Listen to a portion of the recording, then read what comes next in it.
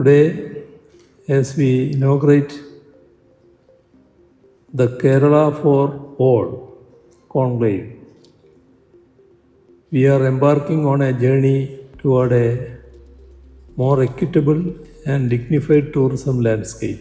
This conclave serves as a policy-oriented platform to assess Kerala's current position, benchmark it against global models, and identify actionable pathways for the future.